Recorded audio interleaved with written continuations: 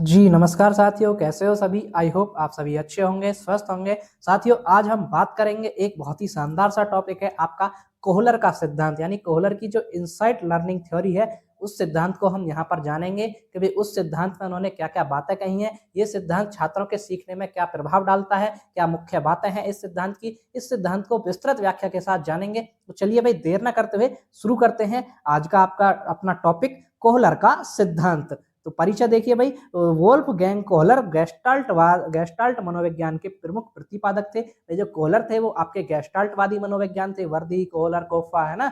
तो उन्होंने अंतर्दृष्टि इस सिद्धांत यानी इनसाइट लर्निंग थ्योरी दिया है। इस सिद्धांत के अनुसार सीखना केवल प्रयास त्रुटि के माध्यम से नहीं होता, बल्कि समस्या की संपूर्ण स्थिति को समझने में अचानक समाधान प्राप्त करने से होता है। इन्होंने क्या कहा है कि भाई जो सीखना है आपका, जो लर्निंग है वो आपकी केवल प्रयास और त्रुटि के माध्यम से ही नहीं होती, बल्कि वो आपकी होती है समस्या को पूर्ण स्थिति से समझने में और अचानक से समाधान प्राप्त होता है, उससे आपकी सीखना होता है। जिसे क्या कहा है इन्होंने, अंतर्दृष्टि कहा है। किसे क्या कहते हैं भाई? अंतर्दृष्टि कहते हैं। अब अंतर्दृष्टि क्या है? अंतर्दृष्टि का अर्थ है समस्या को अचानक समझ जाना और बार बार बिना गलती किए सही समाधान तक पहुंचना। कि भाई जो आपकी समस्या है उसको अचानक से आप समझ आ जाए कि हाँ भाई इसका सॉल्यूशन क्या होगा, इसका हल क्या होगा, इसको कैसे करना है, और आप बिना बार बार गलती किए ही समाधान तक पहुंच जाएं। ये होती है आपकी अंतर्दृष्टि। इसको आप अंतर्दृष्टि सूझ का सिद्धांत भी कहते हैं। और एक ये आपका आह अनुभव भी होता है। आपका ये भी पूछा जाता है कि भाई आह अनुभव किस सिद्धांत का हिस्सा है? तो आह अनुभव आपका इसका हिस्सा भाई कोहलर के जो इनसाइट लर्निंग थ्योरी है, अंतर्दृष्टि सूझ का सिद्धांत है, उसका हिस्सा है आह अनुभव। अब आह अनुभव क्या क्यों हुआ भाई? जैसे कोई समस्या आपके पास थी, आप उसे हल कर नहीं कर पा रहे हैं, है ना? अचानक से आपके दिमाग में उसका हल आ गया, तो आप क्या करेंगे? आहा, मैंने प्राप्त कर लिया, है ना? एक तरह से ऐसे होता है आपके मन में। तो ये इसीलिए आह अनुभव भी होता है, बोला जाता है इसको। ठीक है भाई? चलिए आगे देखते हैं भाई इनका प्रयोग इन्होंने कैसे-कैसे किया है। देखिए, कोहलर के प्रयोग चिंपैंजी पर इन्होंने क्या करा था भाई? चिंपैंजी पर प्रयोग किया था एक, है ना? तो उसमें जो चिंपैंजी पर प्रयोग किया था, उसका चिंपैंजी का नाम था आपका, कोहलर ने सुल्तान नामक चिंपैंजी पर प्रयोग किए। किस पर भाई? सुल्तान।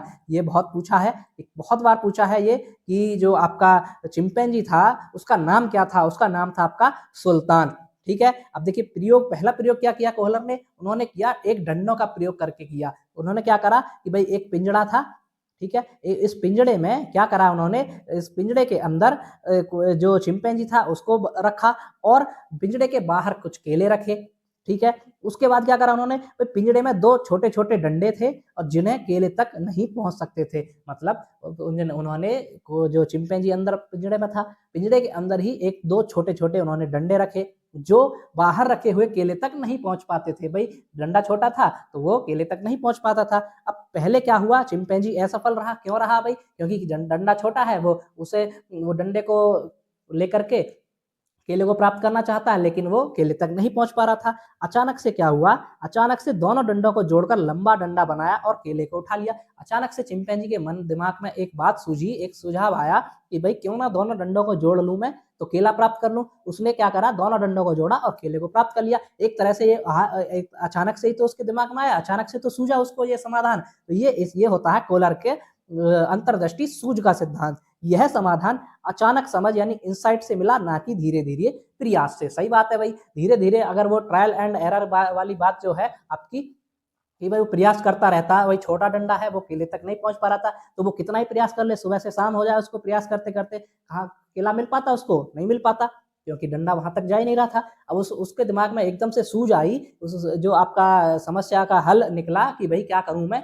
क्यों ना इन दोनों डंडों को आपस में बांध लूं, बड़ा डंडा बन जाएगा, केले मुझे मिल जाएंगे। तो ये होता है अंतर्दृष्टि सूझ का सिद्धांत कोहलर के द्वारा। अब देखिए दूसरा प्रयोग क्या करा इन्होंने, दूसरा प्रयोग और करा है। देखिए यहाँ पर आपको चित्र के माध्यम से सब दिखाया गया है भाई, एक शानदार सा चित्र हम ढूंढ कर लाए आपके लिए कि कैसे चिंपैंजी क्या क्या कर रहा है। ठीक है, आगे देखते हैं दूसरा प्रयोग क्या था इनका। दूसरा प्रयोग करा इन्होंने बक्से का।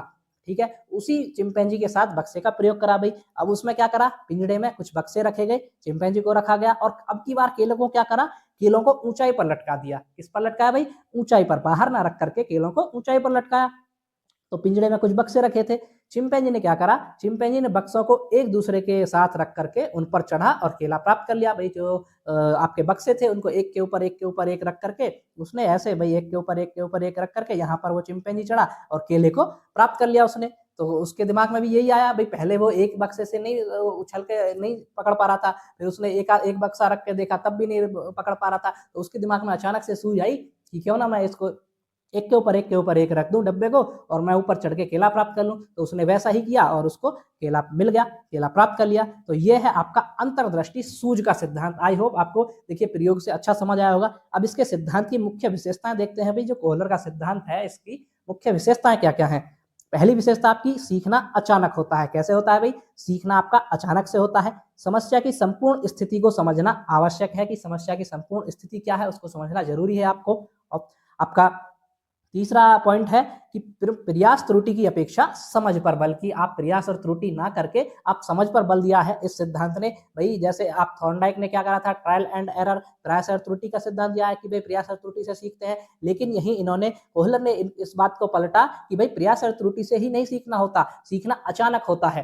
ठीक है, तो इसका चौथा है इसका अनुभव है कि पूर्व अनुभव सहायक होते हैं। सही बात है, इसमें पूर्व अनुभव भी सहायक होते हैं और सीखा गया ज्ञान स्थायी होता है। बिल्कुल बिल्कुल सही बात है ये भी। अब देखिए ये कैसे होता है कि भाई देखिए चिंपैंजी पहले केला डंडे से नहीं पकड़ पा रहा था, उसको उसने दिमाग में एक सूझ आई, उसने डंडों को बांधा, केला प्राप्त कर लिया। अब वो जो केला प्राप्त करना है डंडे बांधकर, उसका एक तरह से स्थायी ज्ञान हो गया। अब आगे आप जब भी उसको दो छोटे डंडे रखकर केला सामने रखेंगे तो वो फट से क्या करेगा, बिना सोच दिमाग लगाए ही डंडों को बांधेगा और केला प्राप्त कर लेगा। तो क्या हुआ भाई, वो ज्ञान स्थायी हुआ ना हुआ। ऐसे ही जैसे डब्बे पर चढ़ करके उसने केला प्राप्त किया था तो आगे भी फट से ऐसे ही करेगा, वो तुरंत से डब्बे पर बक्स के ऊपर बक्सा रख करके चढ़ करके केला प्राप्त कर लेगा। तो ये होता है सीखा गया ज्ञान स्थायी होता है यहाँ पर कोहलर के सिद्धांत के अनुसार। अब इसको दैनिक जीवन के उदाहरण से भी समझिए। भाई दैनिक जीवन में उदाहरण से कैसे इसको समझ सकते हैं सिद्धांत को। देखिए उदाहरण एक, छात्र गणित का प्रश्न हल नहीं कर पा रहा होता है। भाई कोई छात्र है वो गणित का प्रश्न नहीं हल कर पा रहा है, अचानक से उसे सही सूत्र समझ आया। अचानक से क्या हुआ, उसके दिमाग में एक सूझ बत्ती जली उसके दिमाग की कि भाई उसे सही सूत्र समझ में आ गया। तो पूरा प्रश्न उसने तुरंत हल हो जाता है। भाई सही बात है, अब सूत्र समझ आ गया, अचानक से याद आ गया उसको, तो वो पूरा प्रश्न उसने तुरंत फट से हल कर दिया।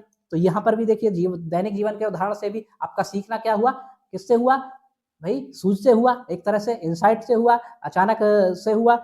उदाहरण दो, एक बच्चा दरवाजा खोलने के लिए पहले धक्का देता है, फिर अचानक समझ आता है कि दरवाजा खींचने से खुलेगा।